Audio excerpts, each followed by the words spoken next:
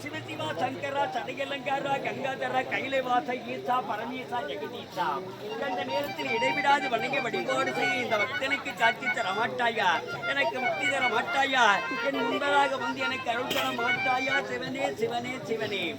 யானோ பிருகு மகாரிஷி இந்த கானகத்திலே 6 மாத காலமாக தவம் இருந்து ஒரு நாள் நகப்புறம் சென்று உணவருந்துவது வழக்கம்.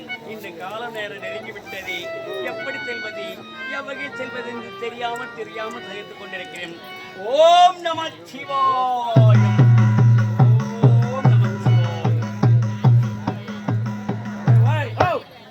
எல்லாருக்கும் தந்தான போட்டாச்சு. ஆமா, யார் யாரு வராங்கன்னு பாக்கணும். சரி பாக்கலாமே. எனக்கா ஐயா கொடியேற்ற சொல்லிக்கிறாரு, அன்னதானம் வழங்க போறாங்க. ஆமா, அதனால யாரும் வந்துக்கிறாங்க. யாரும்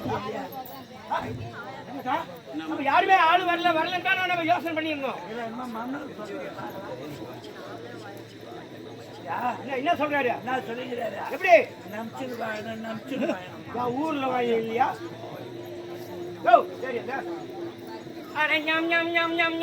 யார போனீங்க? எதுக்காக வந்தீங்க? வந்தது நோக்கம் யாருக்காக? நீங்க யாரு, எங்கிருந்து வந்தீங்க, சமாச்சாரம் என்ன சொல்லுங்க. ஓ, அவங்களோட காவல்காரன் ஐயா அன்னதானம் வழங்க போறாரு. கொடி எழுதிட்டோம். யார் யாரு வராங்கன்னு எதிர்பார்த்து. அப்படியா? நான் யார் தெரியுமா? பிருகு மகாரிஷி சிவபக்தன்.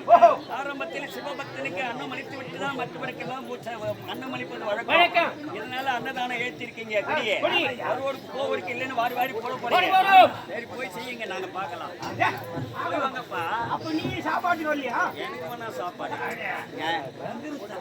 அப்படியா? யாரு ரொம்ப பாப்பாங்க சாமி. என் விருப்பப்படிதான் நடக்கணும். கொஞ்சமா சாப்பிடணும். ஐயா, சாப்பாடுனா அதிகம் சாப்பிட்டாலும் ஒண்ணுதான், கொஞ்சமா சாப்பிட்டாலும் ஒண்ணுதான். சாப்பாடு எந்த அளவுக்கு சாப்பிட்டாலும் சாப்பிடுவான். சரி, உங்க சாப்பாடு எதிர்பார்க்கிறேன். ஆனா என் கட்டுப்பாடணும். நான் போறபடிதான் சட்டம், நான் போறபடிதான் திட்டம். அப்படி கட்டுப்பட்டு நாங்க வரேன்.